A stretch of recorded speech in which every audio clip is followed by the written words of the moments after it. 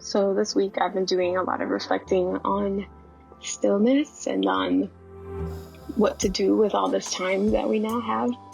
And I find that it's so easy to either get really lazy or withdraw or take lots of naps and forget to have a real and alive relationship with Jesus. And it's so ironic because normally in the busyness, the excuse to not spend time with Jesus is, oh, I'm so busy.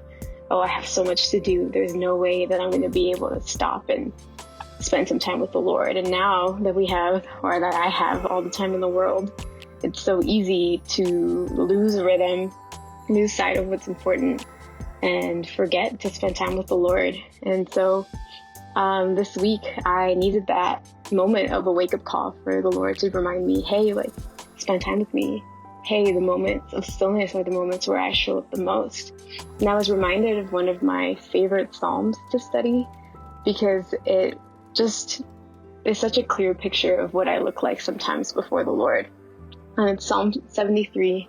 I know we posted about it on our page, but I wanted to look at verses 21 through 28, where the psalmist realizes that his heart is bitter.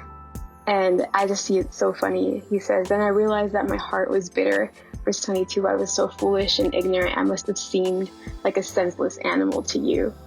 And I feel like that sometimes. Like sometimes the Lord could look at me and think, oh my gosh, she doesn't make any sense. Or what are you even doing with your life? But I'm so encouraged because the next verse 23 says, yet I still belong to you and you hold my right hand. You guide me with your counsel and are leading me to a glorious destiny. And so I think, man, even in the midst of the moments where I forget how to have an alive relationship with Jesus and I start to look like a crazy person or like a senseless animal, the Lord is not ashamed of me, and he says I still belong to him. And so in this season, I want to encourage you to remember that you still belong to him. He is not ashamed of you and your questions and the uncertainty and possibly even the complaint that's rising in your heart. I just want you to know that he is the safest place to process those complaints with. He feels you. He feels your disappointment and the uncertainty and possibly the anxiety. He is in the midst of the storm with us, and he's not afraid or embarrassed by our wrestling.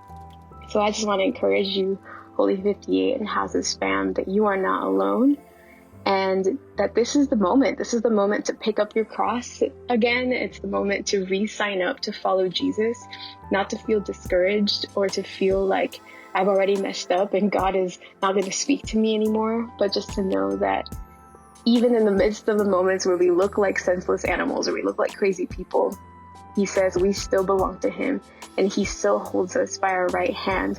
He is still leading us to a glorious destiny. He is our portion. He is our reward. He is the strength of our heart. So in this season, even if you are not strong, know that he is and that he holds you in the palm of his hand. So whatever happens, I know that it is going to be okay because he is so good and he is such a good father to hear our hearts in the midst of the craziness.